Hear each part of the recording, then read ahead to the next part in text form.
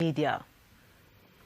A St. Andrew Parish judge has ordered that dancehall artist Alkaline be released by 6 o'clock this evening if he's not charged with an offence by that time. Alkaline, whose given name is Erland Barkley, has been in police custody since Thursday when he reported to them for questioning in connection with a murder. Attorney Peter Champagny, who is representing the entertainer, said the police told the court that they are yet to charge the entertainer as they are continuing their investigations. The superintendent came in response to the writ of habeas corpus that I had filed, and I understand from what he was saying that a major part of the complaint that he had was that my client, other than repeatedly saying that he was innocent in the interview, did not answer any questions. Now, that is a person's constitutional right. In fact, he didn't have to say anything at all. So I am a little puzzled in relation to that response. But suffice it to say, the order of the court is that he be charged or released by 6 p.m. this afternoon. 2 unidentified men were fatally shot during an alleged confrontation with the police at Villa Palms in Spanish Town, St. Catherine last night. The police say they recovered a Taurus 9mm pistol along with 6 rounds of ammunition during the incident, which occurred about 7 o'clock. The matter has been reported to the Inspectorate of Constabulary and the Independent Commission of Investigations, INDECOM. A woman is now undergoing emergency surgery, after both her hands were severed during an attack in Mount Pito in Hanover this morning. Doctors are attempting to reattach her hands. The police are searching for her husband, said to be of Haitian descent, who carried out the attack. The woman was attacked while walking on her way to work shortly after 7 o'clock. Her husband reportedly used a machete to inflict wounds to her hands and back. It's reported that the couple was married for 1 year and had recently separated. You chat him, girl. They send a voicemail parents saying go kill him. If you don't catch him, go kill the youth. Go a youth for youth at school and kill him. So I tell you girl, say, yo, you have to report now. He might not feel himself now, he come like a boy now do nothing. They take it like you take it for a joke. So I tell him, say, yo, if you go report it, you go ball. And I see him thing up this morning. The woman's mother told TVJ News that her daughter had been receiving threats via her cell phone, but she failed to report it to the police. The woman was assisted to the hospital by a motorist. They were met en route by an ambulance. A senior police commander in St. Catherine is pushing to restore the image of the constabulary force. But as TVJ's Krista Campbell reports, one aspect of his plan may raise eyebrows. Superintendent Herman Miller says plans to build a new station to house the Old Harbour Police in St. Catherine will go a far way in restoring the image of the police force. But he wants equal attention to be placed on the deportment of members of the force. And he's suggesting reverting to the early days of the JCF, when police would not be seen doing regular duties like shopping in their uniforms. He explains that it is a dangerous practice. We have Kentucky now. Nothing is wrong for a policeman who needs to have his lunch to go inside there and sit and have his lunch. But to find these things and walking with it in your hand in public. What if you have to effect an arrest? What if you are attacked and your hands are filled with bags and all that? Understand? You are defeating your own security. And Superintendent Miller says changes have already been made regarding a particular police uniform. Only the persons who are doing operational duties, who are on that special team, will be allowed to wear blue denim. And persons who are working at the cells.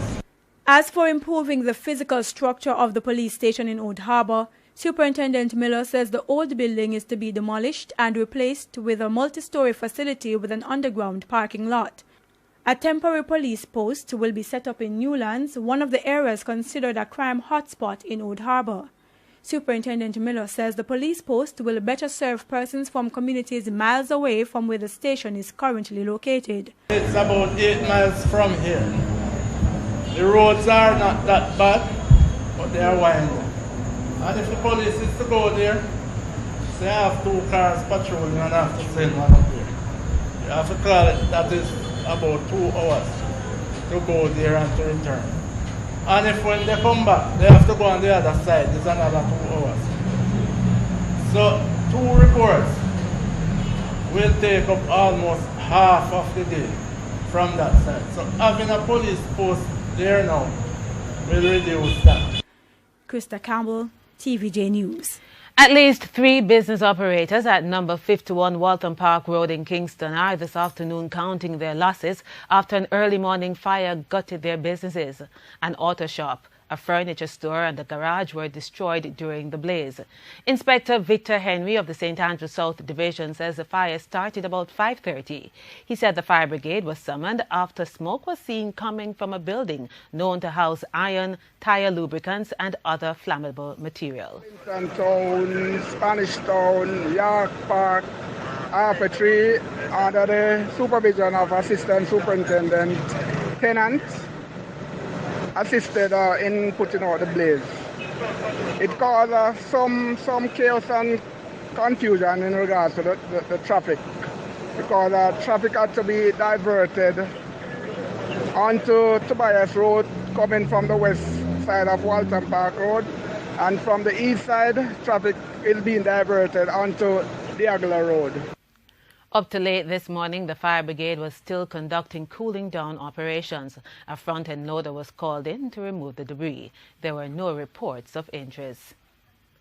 A meeting is now underway at the Transport Authority where taxi operators will voice their concerns over government's order to remove tints from public passenger vehicles effective today.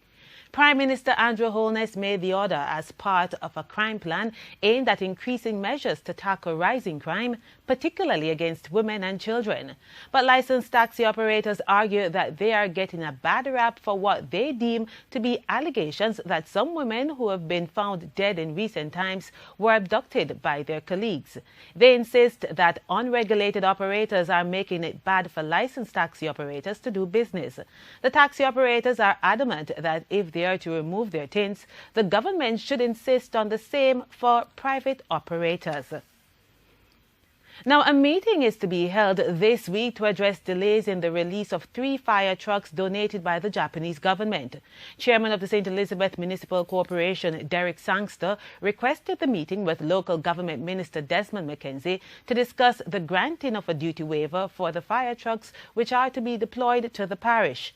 Mr. Sangster also responded to a statement from the St. Elizabeth Fire Chief, Conroy Gans, that Jamaica Customs has denied granting a waiver for the trucks. The trucks arrived in the island late November and were sent to the Jamaica Fire Brigade headquarters in Kingston. However, the import duties are yet to be paid to Jamaica Customs. Commentators have commended the People's National Party, the PNP, for the way in which they have selected the successor for outgoing party leader Portia Simpson Miller. Dr. Peter Phillips was the only candidate nominated to become PNP president on March 26. Mrs. Simpson Miller will step down as leader of the opposition on April 2. But after a bitter presidential race with Portia Simpson Miller in the past, commentators say by choosing a successor, the party has set the right tone of unity and political maturity. The most effective ministers of national security.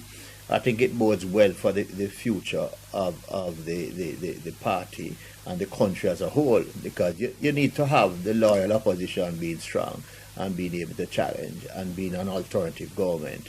And I think it is good that the whole situation has settled down. It's not surprising, and I think that the leadership at least want to coalesce around somebody who enjoys their confidence and support and who has exhibited certain qualities and leadership that is consistent with the party's philosophy. It is left now to be seen what is the vision that he has for Jamaica, coming out of austerity towards this economic growth and the next phase of the movement that we are in now as a country.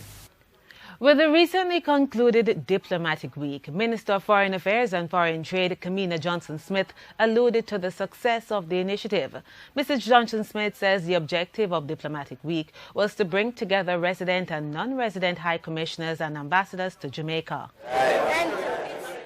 Well, there's no quantitative assessment of the success of Diplomatic Week. We have more a qualitative response. What we have are the very excellent relations that have been built, the friendships, the foundations for new levels of bilateral engagement. Participants were exposed to the varied aspects of Jamaica's political, economic, social and cultural life. Mrs. Johnson-Smith noted that the meeting was instrumental to Jamaica's candidature for the International Maritime Organization Category C. For us to end the week with a full and personal experience of Jamaica as a maritime state. 56 countries were represented at the 2017 Diplomatic Week. In news overseas, China